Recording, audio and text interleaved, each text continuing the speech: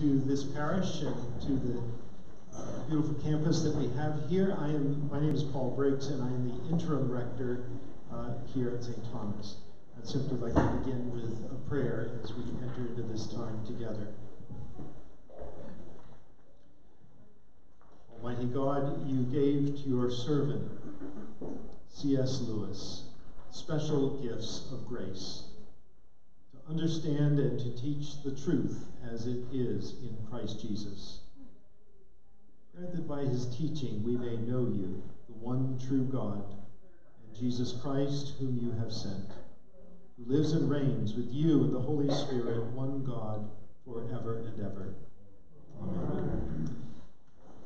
It's my pleasure to introduce Lex McMillan, who will be acting as our MC across the weekend. Lex will be actually leading our men's retreat, which is really a continuation of the C.S. Lewis theme. We'll be using the book Mere Christianity.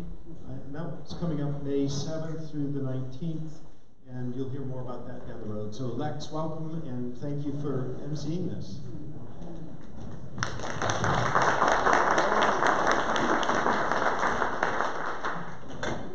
Well, good evening, everyone, and I am delighted and honored to be here and delighted to play this role. I don't exactly know why I was asked. Maybe no one else wanted. I must have been the 6th or 7th person asked. They finally got somebody who was foolish enough to say yes. This is a great. It's been a great experience for me, and I want to say thanks to particularly Jeff Jackson, who's been a sponsor and supporter of this program. And Jeff, as a graduate of Gettysburg College, knew me and knew of my interest in C.S. Lewis, on whom I wrote my dissertation. That was sort of the end of my scholarship, actually. All these folks who have books back there are actually the serious scholars of C.S. Lewis. I'm sort of an amateur expert, if you can do that. But I've certainly enjoyed feasting on the life and writings of C.S. Lewis, and I've always been delighted to have opportunities to give little talks here and there about Lewis, which I've done from time to time. So a couple of things, sort of housekeeping. One, I think I'd ask you to join me in recognizing Julie Phillips, who is responsible for the bulk of the dessert package. Julie, thank you.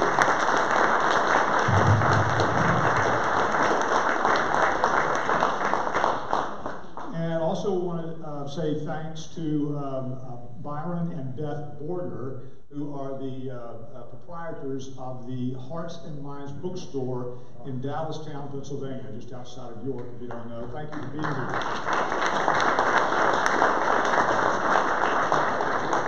A wonderful array of books, and I could get in serious trouble before this weekend's over, because also they're offering 10% discounts on your purchases this weekend, and they will take your credit cards. So you don't have to even fork over the cash till the statement comes to you.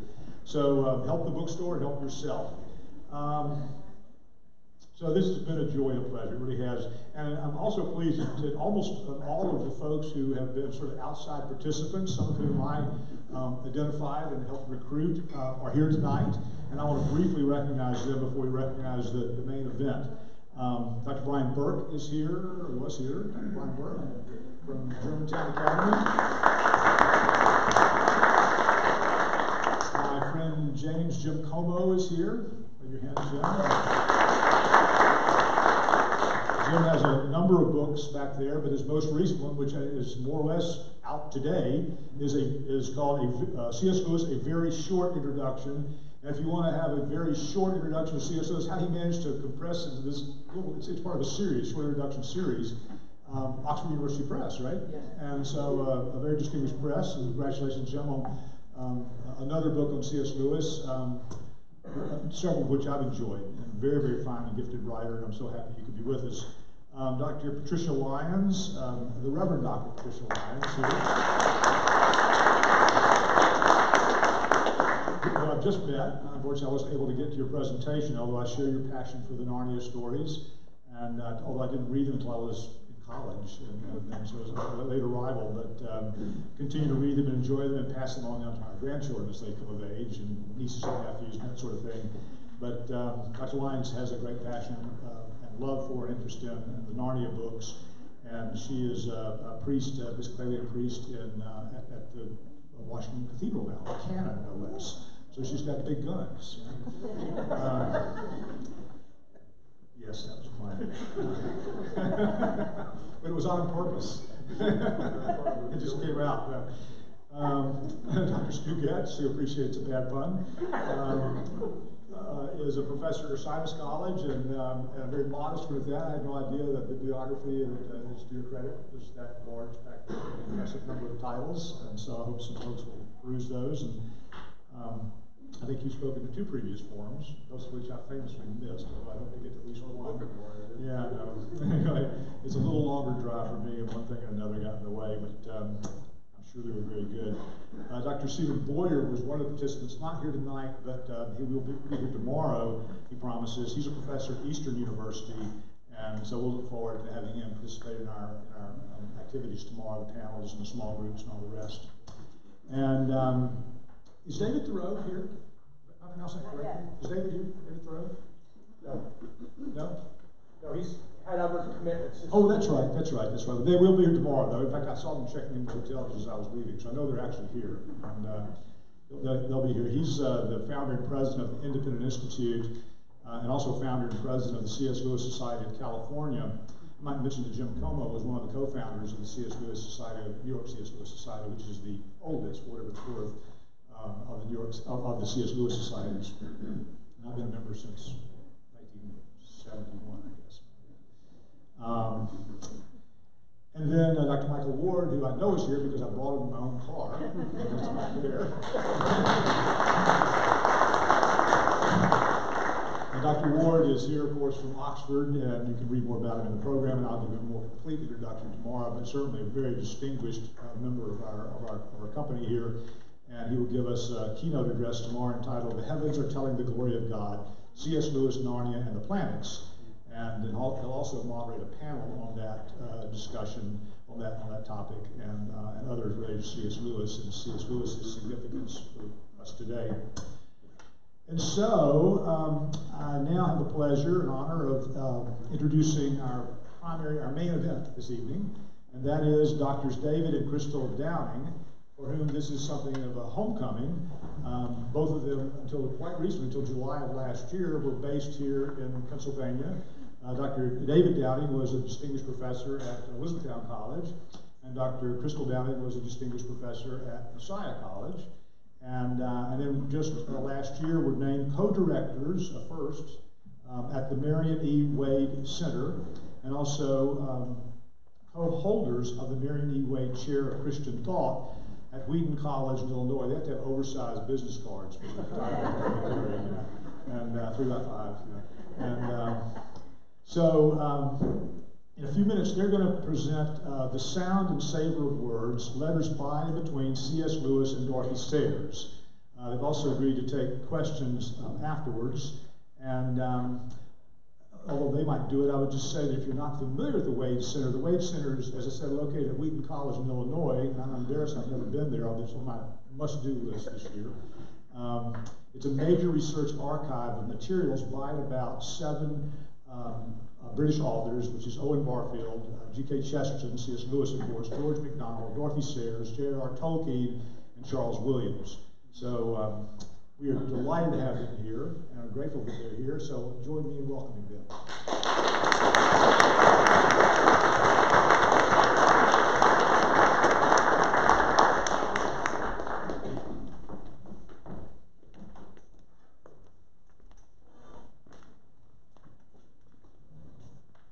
So much for my hairstyle.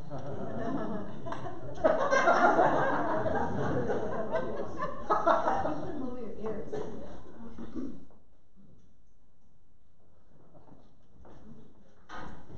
Okay, we are delighted to be here. We invite every single one of you to come visit us at the Wade Center, where we have the wardrobe that C.S. Lewis and his brother climbed into and told stories as children.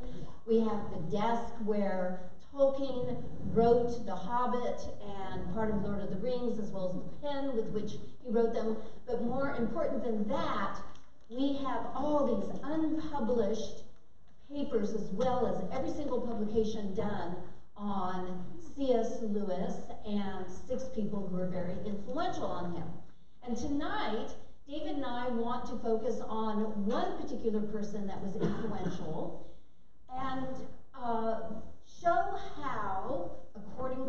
topic of this particular conference, C.S. Lewis is still relevant. So we will start by talking about Lewis and Sayers, his influence, the relevance in our life, and then give you insight as to how they started refining each other's perceptions.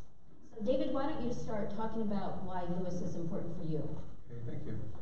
The only thing I would say about our collection at the Wade Center, my favorite artifact, we have the wardrobe, which is very famous, but we have a nib pin by J.R.R. Tolkien, which the side with the nib has black ink stains, but the top has brown stains on it, and it's melted. And it took us a while to figure out that he was using his dip pin to tamp his pipe. He was multitasking. So if you come to Wade, make sure you see the dip pin that has black ink on one end and brown tobacco stains on the other end. I just thought, excuse me,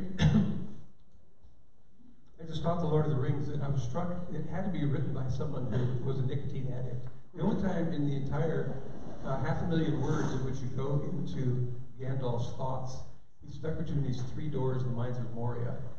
And we've always been looking at him from the Hobbits and from other characters from the outside. He has this short paragraph where he sits down and says, I need to have a smoke if I'm going to figure out which of those doors is the right one. So it's amazing. I'm sure someone could write a dissertation on nicotine in The Lord of the Rings. It's almost like a key character. I'm here tonight. Crystal asked me to mention why I'm here tonight. I wouldn't be in a church on the Friday night if it were not for C.S. Lewis. I wonder how many people would identify with that. Unless this were a volleyball court or a basketball court that were open to the public. There's a whole book called Mere Christians of people for whom C.S. Lewis was their crossroads man. Jim Elliot used to say, I want to be a crossroads man. I want when people meet me, they have to make an important life decision to go this way, the life of faith, or another way. And in many ways, Lewis was the same sort of figure, that crossroads man. I'm a Christian. I was raised in a Christian home. It was good-hearted people, but people who were comfortable with simple answers. And as early as third grade, I was restless about a lot of the theology I was receiving and the teaching. We were studying the Navajos in school, and they were so peaceful, and they made beautiful jewelry and blankets. And it occurred to me that they would all be going to hell forever because the European missionaries hadn't been able to get over to the New World to evangelize the Navajos.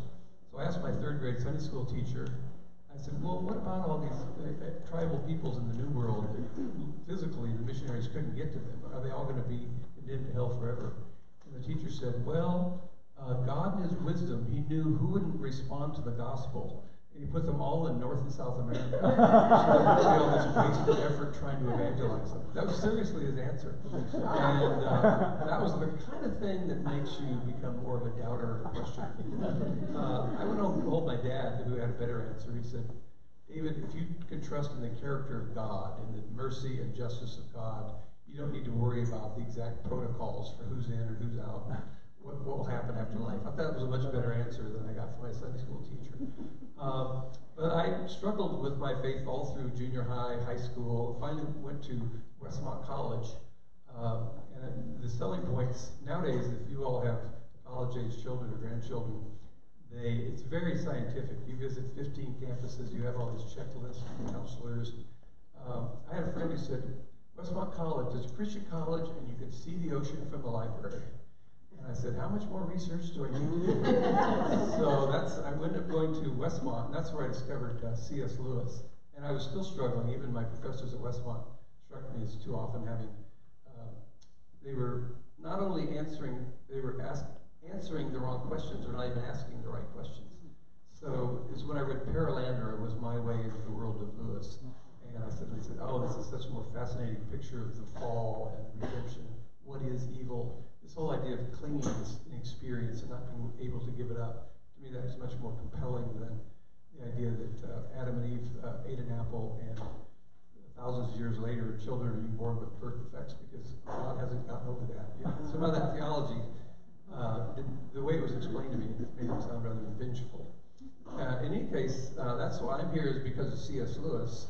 And Crystal, you say why you're here? Well, I am here because when David became fascinated with Lewis, he wanted to start writing books and studying at the Wade Center. So we started going there in the late 90s And he said to me, "Oh, Crystal, you could be my research assistant." And I said, "Forget it, I'm writing my own book." So I just chose the only woman in the collection, and I discovered in her this woman way ahead of her time. We can learn a lot from her. Significantly, when Lewis was asked to identify the people that were most important to his spiritual life, he identified 2 specialists on mysticism, and David will be talking about them tomorrow in the breakout sessions. He also identified G.K. Chesterton, and the 4th was Dorothy Sayers. Today we'd like to focus on how both Lewis and Sayers can help us respond to people who criticize our style of evangelism, or when they question our faith itself. We just heard a story tonight from Patricia saying, "Oh, you're a Christian," when she went to Harvard Divinity School. She said yes, and they said, "Well, we'll take care of that." And Chris and I have had similar experiences, so we want to talk a little bit about Lewis and Sayers discussing how to respond to someone who questions your intelligence or your honesty for being a person of faith. This was really a big problem for me in grad school. I didn't hide my light under a bushel, and I would have people say to me, like one of my fellow grad students said, "Crystal, you're the only Christian I've ever met who's the least bit intelligent." Thank you. And I was at a reception after some big speaker, and one of the professors in the religious studies department started dismissing the whole idea of belief in God. And I just spoke up and said, "Well, I believe in God." And I still remember he took his Merlot and kind of swirled it and said, "My, aren't you an anachronism?" So I was just getting all this negative feedback. And this is a hard question that is still graduate students are grappling with today. What do you do? How do you deal with arrogant skeptics? Church history provides us some helpful examples. When a heckler told Harry Emerson Fosdick that he didn't believe in God, Fosdick replied, "Tell me about this God you don't believe in. Chances are I don't believe in it either." There's also an example from evangelist Billy Sunday, who was accused by someone in the crowd for being too emotive and manipulative. And so he responded by saying, "Well, how do you preach?" And the guy said, "Well, I don't preach." And he said, "Well, I guess I like the way I preach more than the way you don't." Lewis and Sayers too had their detractors. When Lewis was vilified in later life for his conservative views by a group of undergrads at Cambridge, he replied in print, "Their tone is too much that of personal resentment. They would rather wound the author than inform the reader. Criticism should diagnose and exhibit faults in the writing rather than heap abuse on the writer. Student critics need to distinguish between a dispute and a quarrel. A man would much rather be called names than proven wrong." Lewis wrote this many years after being attacked in print, both as a popularizer and as an evangelizer. So he said he was a regular pachyderm when it came to being personally abused. Anybody take the SATs recently? Pachyderm? Some thick-skinned animal like a hippopotamus or an elephant. So he was used to it. When Lewis was asked which texts he turned to for spiritual edification, he listed Dorothy Sayers' Man Born to be King as one of his favorite sources of inspiration. But, like Lewis, Sayers had to learn how to deal with detractors. But for her, they were Christians. And I think this is also relevant to our times, where there is polarization within Christianity itself. The Man Born to be King was a series of radio plays about the life, death, resurrection of Jesus that Sayers was asked to write for BBC Radio, and she took the commission seriously. She had achieved her fame as a detective fiction novelist and was very well known in England, and perhaps at that time better known than C.S. Lewis. And when she got the commission, she spent more than a year rereading the Gospels, studying Bible commentaries, reading church history. She even read Josephus because she wanted to capture authenticity in these radio plays. But she also wanted people to understand the gospel message. So she didn't use King James English. And when a press conference was held and she read snippets from her first radio play 10 days before it was to be aired on BBC radio, people were outraged. Not just that she wasn't using King James English, but she also used slang. And sometimes it was American slang. People were just outright outraged. The Protestant Truth Society, which still has offices in London to this day, set up a protest, took out a full-page ad in the London Times, protesting these plays, demanding they be taken off the air. People were writing letters to Winston Churchill, to the Archbishop of Canterbury, demanding these plays be taken off the air. But Sayers, she was pretty feisty, and you're going to see a little bit, because she got feisty with Lewis as well. She refused to back down, and they went ahead with the broadcast. And God works in mysterious ways. Because of this nationwide scandal that was in all the newspapers, thousands of people tuned in just to hear what the fuss was about. People who would never have listened to anything about Jesus. And Sayers got thousands and thousands of letters from people who wrote her to say, I have been brought back to God, my faith has been renewed, or I have started reading the Bible, due to her controversial broadcast. Of course, not all listeners were impressed with the broadcast. One, a fellow named L.T. Duff, wrote Sayers a brutal letter. Dear Madam, I heard part of your radio play last night, but eventually switched it off in disgust that such drivel should be given over the air, and that a person of your standing should write it. I can quite understand people of little education accepting and taking in such things as these, but you must have made research and inquiries into the actual so-called miracles. In view of your findings, I cannot understand why you should write a play based on a pack of lies. If you read the events upon which your play was based, you will no doubt feel heartily ashamed of yourself for being a party to such deceit. Yours faithfully, L.T. Duff. How does one reply to such an arrogant and insulting letter?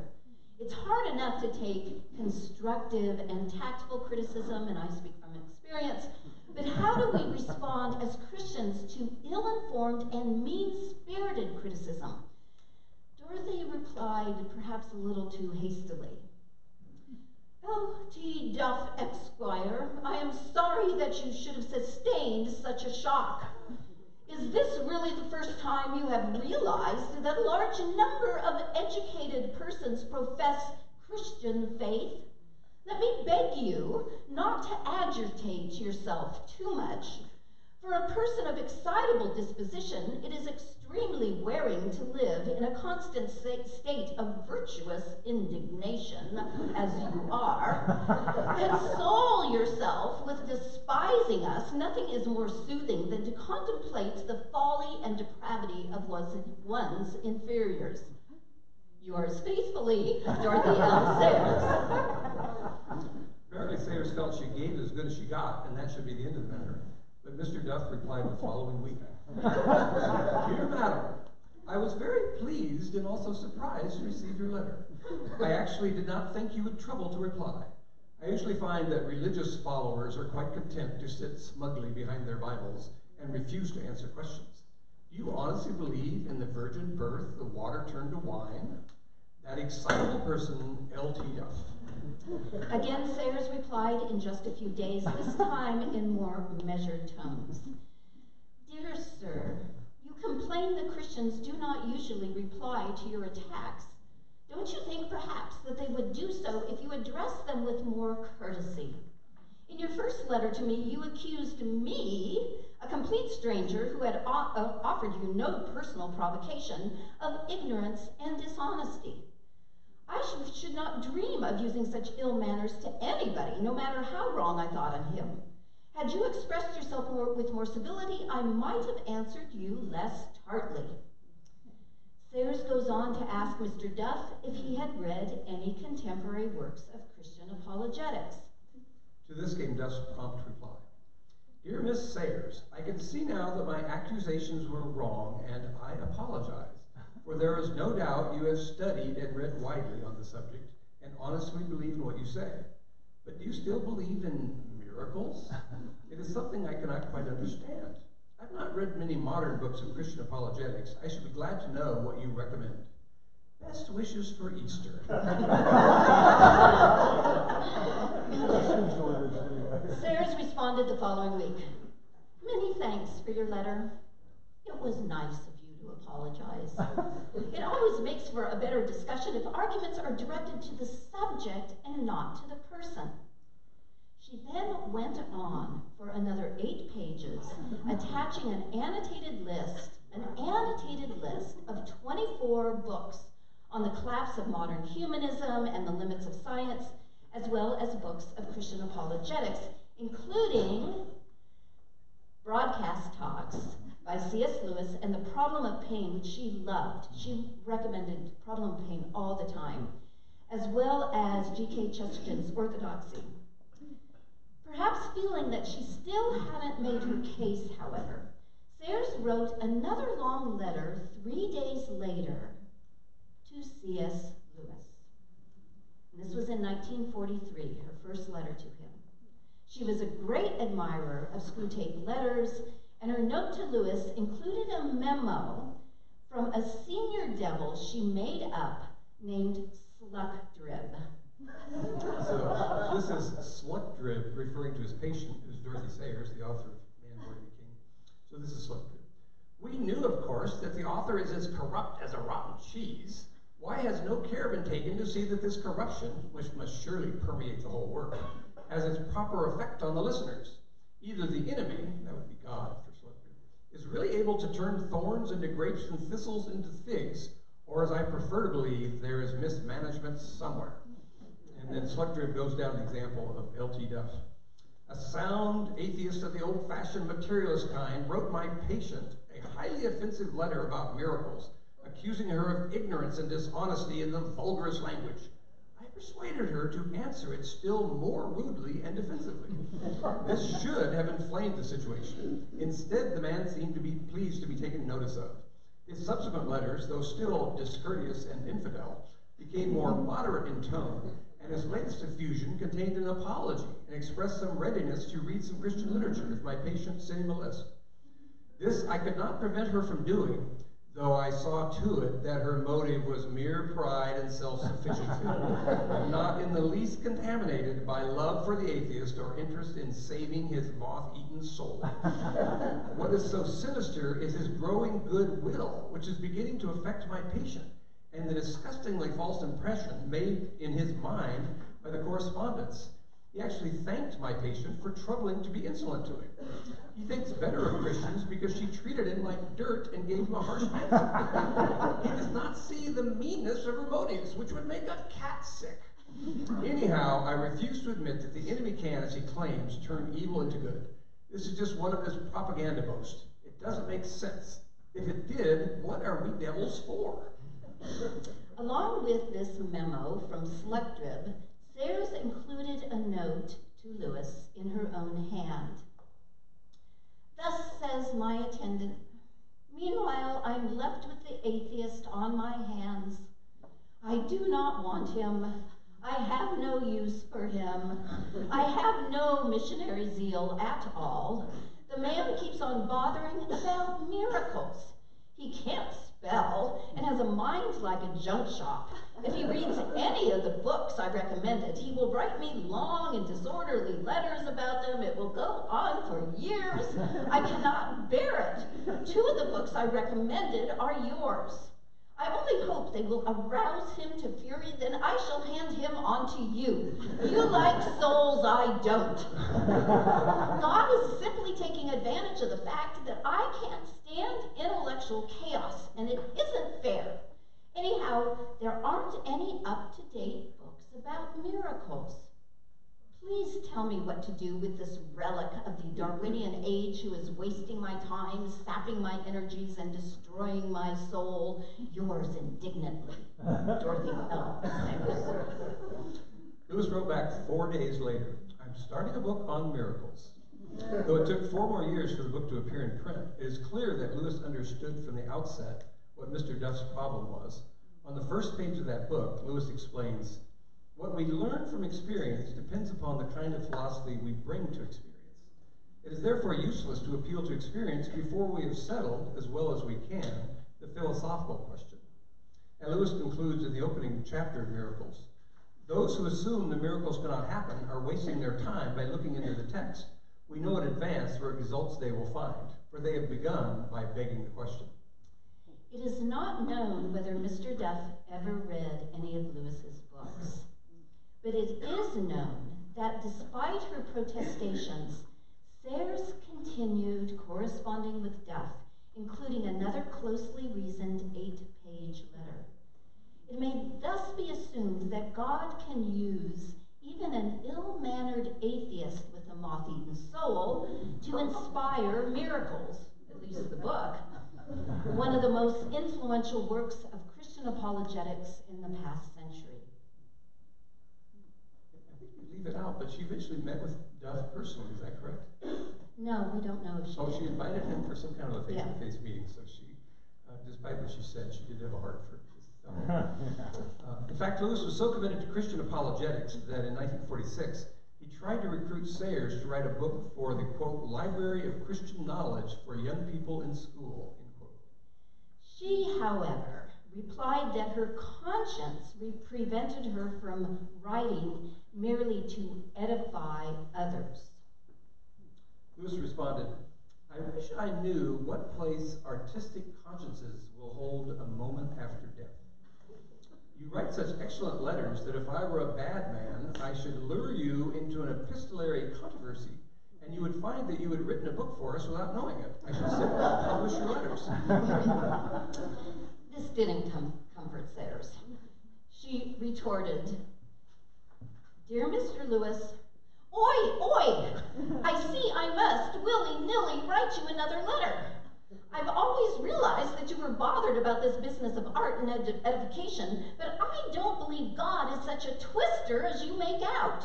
I don't believe he implants a love of good workmanship merely as a trap for one to walk into.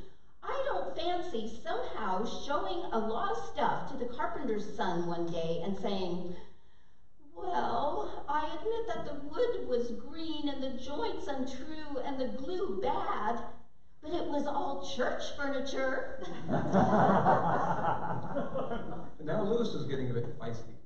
"Of course, one mustn't do dishonest work, but you seem to take as the criterion of honest work the sensible desire to write, the itch. That seems to me precious like making being in love the only reason for going on with a marriage." This didn't help. "I do not care for these sexual analogies of yours. But if you must have the thing in terms of love and marriage, then the position is that, having deliberately thrown the girl at my head and done your best to compromise us, you are now trying to force us into marriage to please the county, regardless of the fact that she makes my flesh creep and that I have been engaged for years to another woman." Lewis again responded with words that we find nowhere else in his letters. This is the opening of his letter to Dorothy Sayers. "Hey, whoa!" He goes on, this is the opening of the letter. "Hey, whoa! You write as if I'd been urging you to do a book. Surely I was careful not to. The only difference is that I see nothing but doubts where all looks self-evident to you." Then Lewis proceeds with his typical gracious humility. "That may well be because you're a real writer and I'm only a half-timer. Don't bother your head about my views or doubts anymore." Sayers regretfully answers, "I apologize for having gotten so hot." And then she writes a really meaty letter saying, "Lewis, in your prophetic moments, you are with me, as when the corrupt artist in The Great Divorce is in hell because he's a corrupt artist. He has turned from serving the work by making the work serve him. This is key view of art. Rather than to create art, to write fiction in order to impose one's views on other people, she believed that Christian creativity, including creative apologetics, follows the leading of God, who created heavens and earth and saw that creation itself was good. It is in this letter that Sayers explains that it was because she refused to give people what they wanted in the Man Born to Be King radio plays that thousands of people came or returned to Christ.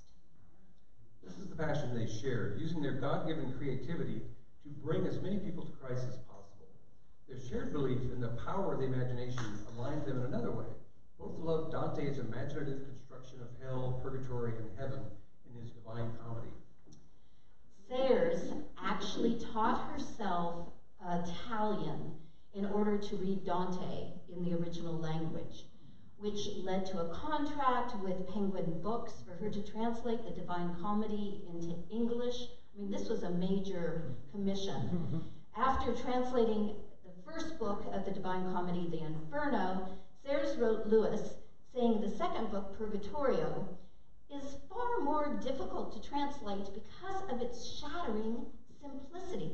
You can't fake it, and any acrobatics of rhyme and syntax show up like lipstick on a Madonna.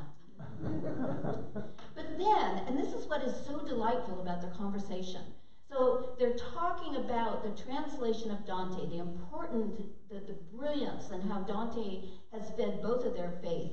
And then she starts discussing, I have purchased 2 hens. In their habits, they display, respectively, sense and sensibility. And she was referring to Jane Austen's famous novel. And that's another thing that Lewis and Sayers shared. They both loved Jane Austen. I have therefore named them Eleanor and Marianne. Eleanor is a round, comfortable, mothering-looking hen who lays 1 steady, regular, undistinguished egg per day and allows nothing to disturb her equanimity. Marianne is leggier, timid, and liable to hysterics. Sometimes she lays a shellless egg, sometimes a double yolk, sometimes no egg at all. On the days when she lays no egg, she nevertheless goes and sits in the nest for the usual time and seems to imagine that nothing is more required. But you can't want to listen to this cackle. Lewis replied, I loved hearing about Eleanor and Marianne. You are a real letter writer. I'm not. Hence, what began in spite with Mr. Duff and debate with Mr. Lewis ended in grace, a result that would not have surprised Sayers at all. She was keenly aware of God's ability to turn human failure into divine victory. As she concludes in her essay, The Triumph of Easter, God did not abolish the fact of evil. He transformed it. God did not stop the crucifixion. He rose from the dead. As for the disciples' part in the drama, nothing could alter the fact that they had been stupid, cowardly, faithless, and in many ways, singularly unhelpful. But the disciples did not allow any morbid and egotistical regret to inhibit their joyful activities in the future. They had misunderstood practically everything Christ had ever said to them, but no matter. The thing made sense at last, and the meaning was far beyond anything they had dreamed. They had expected defeat and beheld victory. They had expected an earthly Messiah, and they beheld the soul of eternity.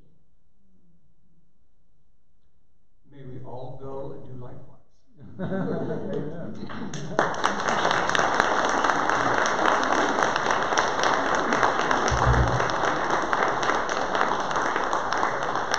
We are willing to take any questions you may have about what you heard. Is LT Duff here tonight?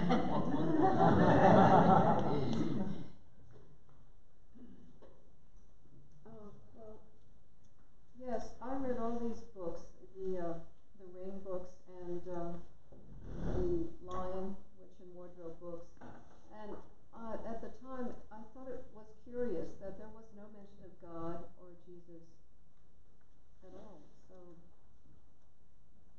in the Lord of the Rings. yes. He had a very interesting view of the Christian arts. Lewis was much more interested in using his narrative gifts to steal past the watchful dragons of people's prejudices or their platitudes, things that would ordinarily not make them listen to the Christian message. So he always had the audience in mind. And when you read the Narnia Chronicles, if you're very alert, you can see a lot of very strong biblical paradigms all the way through the stories.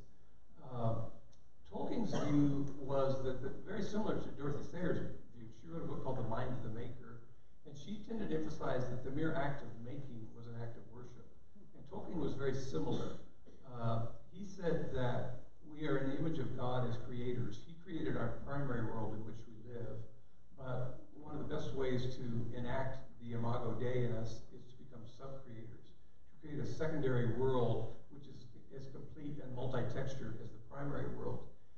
He felt that for the secondary world to be self-subsistent, there shouldn't be too many allusions to the primary world. In Lewis, he'll often say, these giants seated by the cliff, standing by the cliff, it's like workmen you see along the road drinking tea out of tins. And I've never seen that, actually. I've been to England many times. He would use the analogy of, my characters are doing something that you would recognize from your world. Tolkien never does that. Nowhere in that 500,000 words does he take you purposely out of his secondary world of Middle Earth and make you think about Christ or Shakespeare, or occasionally he does it accidentally, I think. He calls the Mount Doom, he calls it the crack of doom, which is a line from Macbeth. It's a kind of synesthesia, because in Macbeth, the crack of doom is the trumpet's call for the day of judgment. But for him, it's a physical fissure in which we have to throw the ring. So he was a devout Catholic, but he didn't think that art should be didactic. In fact, he didn't like the Narnia Chronicles. He thought it was too much of a mishmash of different classical traditions and mythic traditions. And he also thought it was too didactic. M.H. Abrams has written an interesting book called The Mirror and the Lamp, about where do you, on a diagram, do you see a writer operating. If I had a PowerPoint here, I would have the writer, and then the writing, and then the readers, and then up here is reality, and down here is language systems or sign systems. And if you're an expressive writer, like a romantic, you want to write to get all your feelings out on the page, and it's very much your inner world is being projected on someone like Thomas Wolfe. If you're a art for art's sake type writer and you just look at the writing, you just want to make a great text. And people like Ezra Pound says that the writer is his own best audience. He doesn't need an audience.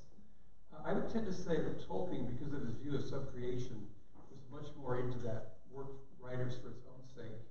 And Lewis was much more toward the audience-oriented. He always wanted to have an effect on the reader.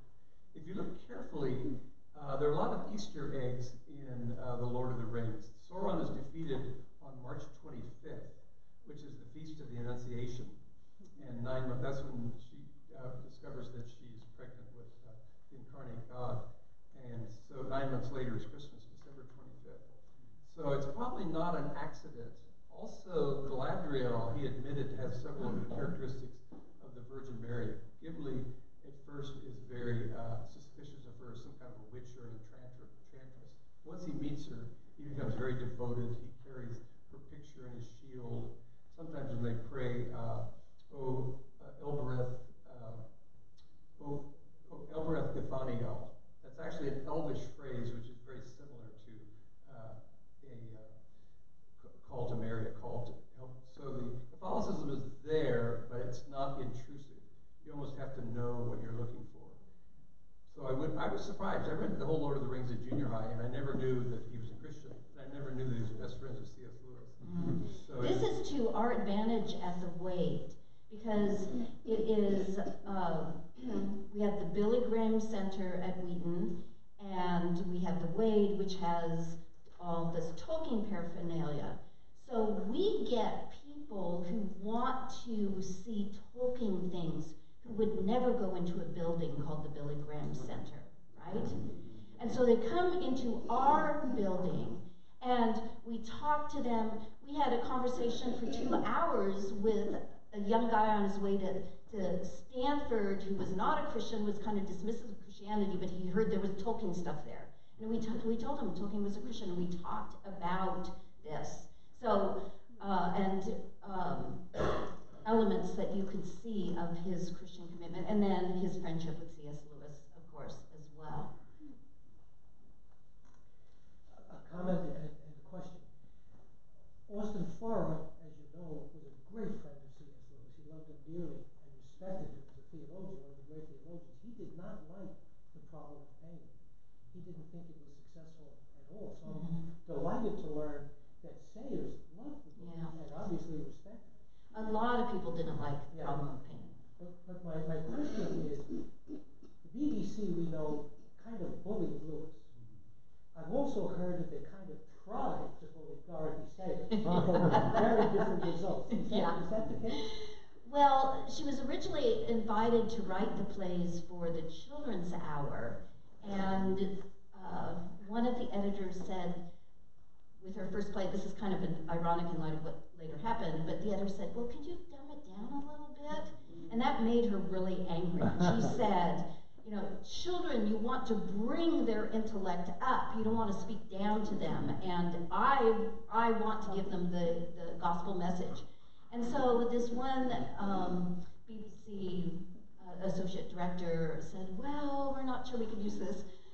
So Sayers didn't say, well, I'm not sure I want to do it anymore. Instead, she took her contract, tore it up into 100 pieces, stuck it in an envelope, licked it, mailed it off to the BBC, and that got their attention. And then, because they had set aside, there were 12 different plays, and so then she was in a position of bargaining power and asked for a particular producer who had produced an earlier BBC play, radio play of hers.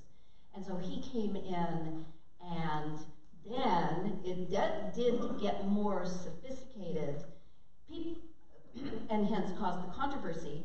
Ironically, even after the plays were broadcast, and a lot of people said, what was all the fuss about? But there were still angry people. One person wrote her a letter saying, I can't believe you wrote these plays, you nasty old sourpuss.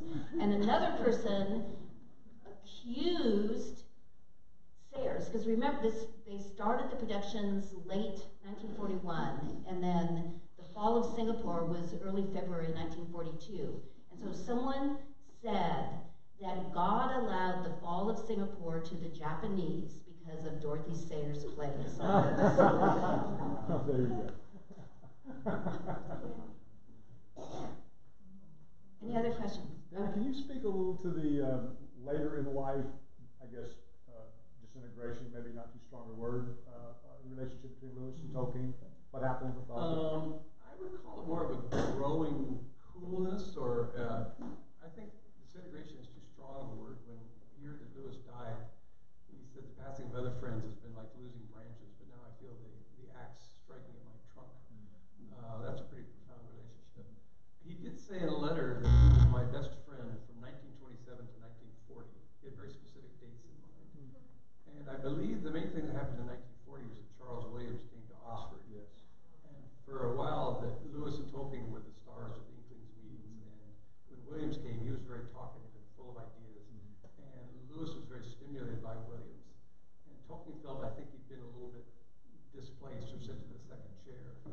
So I would say that was the first kind of cooling off moment.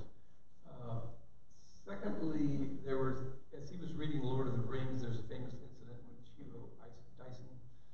This is 500,000 words, so it took 7 or 8 years to read it all. And he said something along the lines of, oh no, not another bloody elf. Williams. No, this was Hugo Dyson. Oh, Dyson. And that, of course, hurt Tolkien's feelings, so he started wondering how much he wanted, much more. There's all these rules about writers' groups being supportive and encouraging. Normally, oh no, not a bloody elf is not one of us. So I think he felt less, he felt his audience more was his son Christopher rather than the Inklings in the late 40s. It didn't help any when Joy Davidman came along. They had an unspoken rule that this was a men's gathering and wives were to be excluded. Most of the Inklings had kind of that old German formula for the realm of the wife, which was Küche, Kirche, Kinder, the kitchen, the church, and the children. That's the domain of the wife. And they didn't really look at them as intellectual companions. When Joy Davidman came along, she was very intellectually companionable. She could keep up with C.S. Lewis. And he would bring her to gatherings. And he somehow thought it was obvious that she was a different kind of female, and she would fit right in, even with her cursing. But the others felt, no, wait a minute, you've always hinted to us that we shouldn't be bringing our wives. This is an all-men's club. So I think they were different. It didn't help that Tolkien didn't like Narnia. In fact, he didn't like a lot of his lay theology. Lewis inscribed and dedicated Screwtape Letters back in '42 to the Inklings, and that made Tolkien unhappy. First of all, he didn't think you should be trying to get into the mind of the devil, even in kind of the edifying way that Lewis did. But he also felt that that sort of lay theology, or that theology should be done by professional, trained theologians. So there were several stages of moving further apart, but I wouldn't say there's anything as strong as estrangement. I think it was mainly on Tolkien's side. I think Lewis had pretty strong feelings toward Tolkien his whole life. So I think it was mainly Tolkien moving away from Lewis. One commentary on that friendship. Tomorrow I'm presenting about friendship in the Four Loves, and one of C.S. Lewis's themes is that a friendship is always better with 3, 4, 5, 6, because it brings out different aspects of the friends. In other words, Tolkien's joke seen from another perspective is more amusing. Well, I'm afraid they didn't live up to the book because they fell out because of it. Yeah, he actually uses their names, doesn't he? Doesn't he say someone's joke? No. He says like a Carolingian reply. He may use names, but I didn't recognize them as names. Well, he said Carolingian, but he means Charles Carolingian, Williams. he doesn't mean use that. In back, what, Kristen? Yeah, this lady here has a question. Okay. This lady right here. No, I'm just I have a couple questions about Dorothy Sayers. How old was she when she did these broadcasts? Had she had a long-standing friendship with C.S. Lewis, or did it begin then? And was she a practicing Anglican Christian? All very good questions. Dorothy Sayers was born in 1893, and she wrote her first Lord Peter Wimsey novel, or she published it in 1923. So she became this famous best-selling detective fiction novelist. In fact, in one of his letters, or in a retrospective, C.S. Lewis says that Dorothy Sayers was the first person of importance who ever wrote me a fan letter. And it's this one where she's parroting Screwtape Letters that he's talking about. That was 1943. She sent with this letter, supposedly by Sluckdrib, a copy of the published book form of Man Born to Be King, which were the radio plays. And Lewis loved them. He read them for his Easter devotions every year till he died, as I understand it. So that means that I don't do math, but 1941 plus 7, so she was 48 years old when the Man Born to Be King controversy happened. 1943 is when they started writing their correspondence based on this parody of Screwtape Letters. And they kept writing. We had Douglas Gresham, who is the stepson of C.S. Lewis, come visit us, and he left at the Wade the typewriter upon which his mother, Joy Davidman, typed till we have faces. And we got to interview him, and he told us that the first time he ever saw his stepfather, C.S. Lewis, cry is when Dorothy Sayers died. And it's my theory that Dorothy Sayers and her feistiness and her willingness to say, oi, oi, you know, and stand up to Lewis prepared him for Joy Davidman. Because Lewis, throughout his life, enjoyed that type of intellectual give and take. He didn't want to be patronized. Did I answer all your questions? The last one was practicing Christian or... Oh, right. Her father was an Anglican. I'm writing a book about this actually right now. She, like many, and the thesis of my book is that Dorothy Sayers is more relevant today than when she died in 1957, because she could understand contemporary nuns. Have you run into that name by Robert Putnam? The first time I heard it, someone was saying, well, it's the problem with the nuns. So I was imagining all these women in, you know,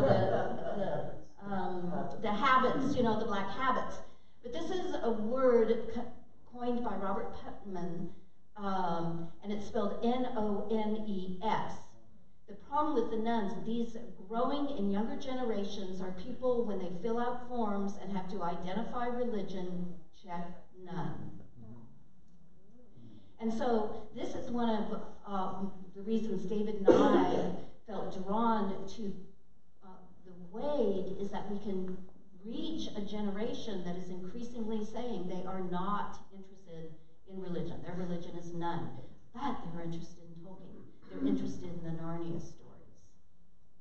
So that goes back to Sayers got, she never renounced her childhood faith, but she was not interested in making it a practical part of her life. When she was at Oxford University, she wrote home asking her mother for cigarettes more often. She never asked her mother for spiritual advice. When her cousin tried to get her to join the Oxford Christian Union, she just was appalled and wrote her this sarcastic letter and just couldn't believe that she was being distracted from all the fun in Oxford to join, you know, a bunch of do-gooders. So Sayers moved away from her faith for many years. Lord Peter Wimsey is not religious at all. It's quite clear he's not religious. But then, in 1936, Sayers was asked to write a play for the Canterbury Festival. And it had to be about a topic relevant to Canterbury Cathedral. And this was a very prestigious request because 2 years before, T.S. Eliot was the one asked to write a play for the Canterbury Festival. So here was Dorothy Sayers, who was known as, you know, well, she's just a best-selling detective fiction writer. And she was asked to follow in the footsteps of T.S. Eliot. And so she took it very seriously, and it really forced her to think through her faith, because faith needed to be a part of this play. And after the play became very popular, she didn't write another detective story. And she moved into Christian apologetics and essays about faith. Yes? Does Dorothy Sayers have anything to say about C.S. Lewis's Space Trilogy, particularly how he deals with gender there? Yeah, she didn't like Perelandra. Oh, man. Can you tell me what specifically she said? Does it have bad Well, she has, She has, you know, this whole thing about male-female principles, and you kind of get a little bit of that in Perelandra. You actually get one of the ways that Weston is trying to make the Green Lady fall is to appeal to her sense of what the proper woman's role is, or to renounce the proper woman's role. And Sayers actually has a letter where in 1938, after this popular play of Canterbury Cathedral, she was asked to speak to a women's group, and she wrote an essay called Are Women Human? And her answer was yes. But she grappled, I mean, she was a brilliant woman. And so here's an example of the types of things she had to grapple with. She went to Oxford University, as Lewis did all the same work that males did, outperformed most males by getting firsts, or a first in French, medieval French, but she didn't get an Oxford degree because they gave no degrees to women. They let them go to the college, but women don't need degrees. All they're going to do is teach and raise children. And after the fact, they retroactively, Oxford gave degrees to women, but that was after the Great War, and I think the cynical side of me, as we know, Oxford was really depleted by the Great War, both students and dons. They lost, I'm just listening to Alistair McGrath's biography of Lewis. I mean, the Oxford University lost so much money, and so allowing or giving women degrees was a way to raise money. But when they gave the women degrees, this is interesting tidbit, they didn't let them wear the hard mortar boards, the women had to wear soft caps. So Sayers, here's this brilliant mind, and I think part of the reason she's so feisty is she just realized, I'm in a position where I have to fight for my respect. And a few choice quotes of hers about Lewis's view of marriage. Well, she said, well, I don't think Lewis, she had trouble with Lewis's view of women. And when he wanted her to write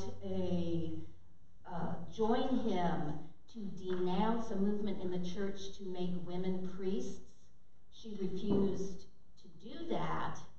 And she said, your rationale about these male-female principles makes women either laugh or get a faint sniff of drains.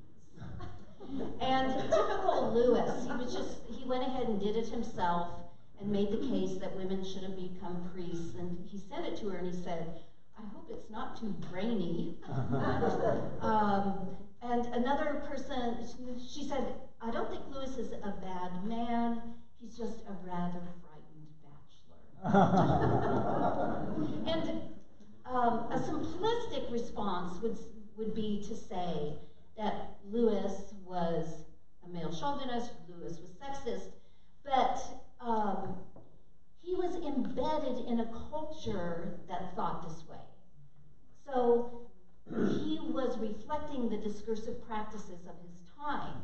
So what impresses me is that he was willing to listen and interact with someone like a Sayers and a Joy Davidman. That he was willing to change. And there's a lot of people who somehow absolutize the idea that to be a Christian is just to guarantee the status quo. I think interesting evidence of that in Letters to Malcolm, chiefly on prayer. It's a fictional dialogue between Lewis and Malcolm. But he's referring to Malcolm's wife, Betty, and said, Betty said this and give my regards to. And so he sees the wife as a dialogue partner in this correspondence. And I don't think that would have occurred to him before Joy Davidman was in his life. But he really realized that you're interacting with the husband and wife as a couple, not just for the husband. Yes. Couple more, maybe? That's good. Yeah, this one over here. Did the writing of the book regarding the Nicene Council, Constantine, Oh, yeah. was that the play that you were referring to? No, and I'm sorry I forgot to name the play. It was called The Zeal of Thy House. And it was about an architect. It was based on an historical incident of an architect who rebuilt part of a choir of Canterbury Cathedral that was burned down. And he is committed to the integrity of his work. So part of what Sayers and David was referring to this in terms of Tolkien's subcreation. Sayers actually said, and out of context it sounds kind of subversive, but I think it's very profound. She said, "The only Christian work is good work well done." And the reason she believed that is she took very seriously Genesis 1:27, which says that we are created, male and female are created in the image of God. And what is interesting about the chapter in which that verse is embedded, the God we're given in Genesis 1 is not a lawgiver, is not a judge. That God is a creator. And within the context of God being a creator, we are told we are created in the image of God. So for Sayers, we fulfill the Imago Dei, the image of God, when we are creative, but not creative for our own sakes, but that creativity is a good in and of itself. One more? Yes. I love the Lewis quote about, "Tell me about the God you don't believe in, because I don't think I do either." Or that was Harry Emerson Fosdick. Yeah. Yeah. The issue, I think, in terms of how society often views Christians in sort of the popular literature, I think is to a large extent our own fault. I don't think we're talking in very mature ways about God and our religion. It's sort of the third grade story, I think, in many respects. And so what I'm hoping for this conference is to hear how Lewis thought about God and Jesus and the Trinity and all of that, as much as to hear about Lewis' stories and tidbits and so on. What's the educated, elevated view of God that we can grasp and say, that I can believe in, that I can understand and accept, as opposed to some of the childish interpretations that sort of are afloat in society, I think. That's not really a question, just a request. Tell us that. In 5 minutes. We'll be hearing from other speakers all weekend. A sample that I have, someone wrote to Lewis and said, "What is a soul?" He said, "I am." Or anything that can say, "I am." Yeah. I thought that was a good, concise answer to the question, what is a soul?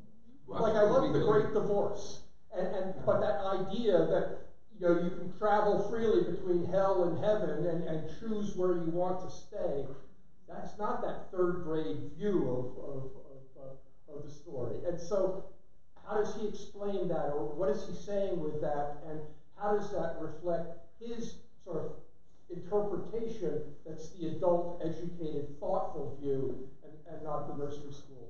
Right. I think we'll spend I all day have- tomorrow on that question. Yeah. Can I say a little bit Sure, please. about what I'm working on? Well, and I discuss it actually in one of my books back there, is what you're describing about this nursery school view of God, I think happens because Christians end up reducing Christianity to becoming like all other religions. And religion is a basic psychological human response based on what the famous philosopher Jacques Derrida called an economy of exchange. You do this, you get salvation. You go through this ritual, you avoid hell. You honor, you destroy these infidels, you get 72 virgins in heaven. And it's all exchanges. And I notice when I'm being the most simplistic about my faith, is like something bad happens, and I'm automatically I think, oh, I wonder what I did to deserve that. But Christianity stands out from all other religions in that it refuses an economy of exchange because it is based on a gift. And the trouble is, Christians then forget that and just start reflecting exchanges principles. So even the way they talk about belief, oh, you gotta believe this if you want to get heaven in exchange. Now, belief is part of it, because when you're offered a gift, you have to believe you've been offered a gift, or how can you accept it unless you believe it's been offered to you? But notice, believing you've been offered a gift and accepting it is not thinking, ooh, I gotta believe in order to get something. And I think that's how Christians reduce Christianity, and it just becomes like other religions. Yeah. Good, thank you. I would like to contrast this discussion of high theology with the most absurd criticism of Lewis I've ever read in my life. It was a comment on Amazon.com in response to the line, The Witch in the Wardrobe, where the man said, I started to read this book with high hopes. I heard a good deal about it, and I'm a devoted Christian, but I realized it's all a conspiracy to promote Cadbury's Turkish Delight.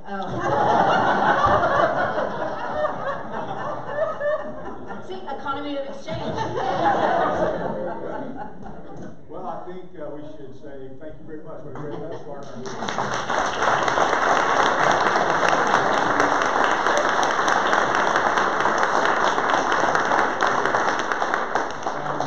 I'm guessing there's still maybe a few desserts back there if you still want to nibble. And we will resume tomorrow at 9 a.m. And we'll have British tea and scones and things, and biscuits was on my script, and I didn't think to ask whether these are American biscuits or British biscuits, because it really makes a difference. You know?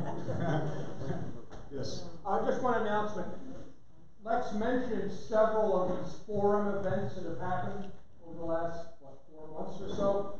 All of those have been recorded. They're all available on the St. Thomas website. You go to stthomaswhitemarsh.org/CS Lewis. You can see all of those presentations and hear them and catch up if you missed any of them. Good, very good. Thank you all again. Great.